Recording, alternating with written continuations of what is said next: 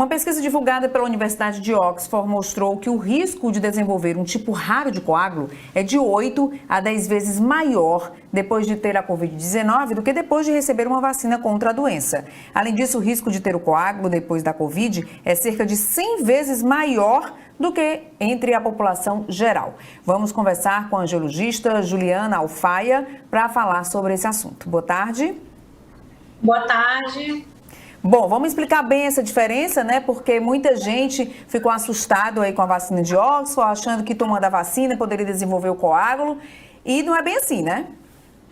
Então, na verdade foram duas vacinas, né? Que está se falando muito, que é a da Johnson & Johnson, que foi, no caso, são casos diagnosticados nos Estados Unidos, e a da AstraZeneca, que foram casos que aconteceram na Europa, né? Que foi quando começou toda essa polêmica em torno da vacina. Então, assim, está sendo estudado a possibilidade dessas vacinas terem induzido algum tipo de reação pró-coagulante nesses pacientes, mas não se pode culpar a vacina totalmente, né? Porque não se sabe exatamente se é por conta da vacina, e se for por conta dela, é só por causa da vacina, ou se existem outros fatores envolvidos, visto que a trombose ela é uma doença multifatorial. Então, dificilmente ela vai ser ocasionada apenas por um único fator. Bom, e qual é, na prática, a relação entre a Covid-19 e o desenvolvimento desses coágulos?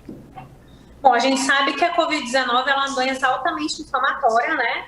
Então, os pacientes que desenvolvem Covid moderado e grave são pacientes que entram na tempestade das citocinas, né?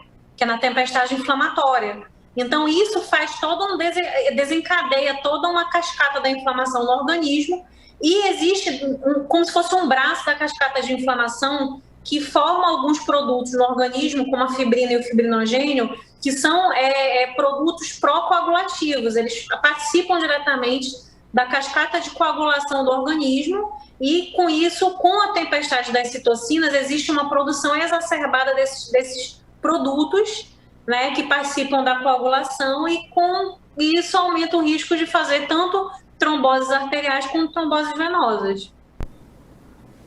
Bom, e as pessoas têm exatamente conhecimento disso, o que está sendo feito para ser explicado, né? Porque o lado ruim da história sempre acaba correndo mais rápido.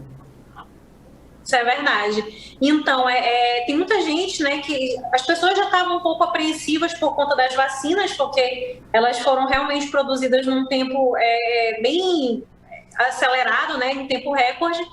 Mas aquela coisa, a gente tem sempre que colocar na balança, né, o que custa, o que vale mais a pena, é o custo-benefício, né? Então, vale a pena correr o risco, o benefício da vacina supera o risco em aceitar que as pessoas tomem a vacina.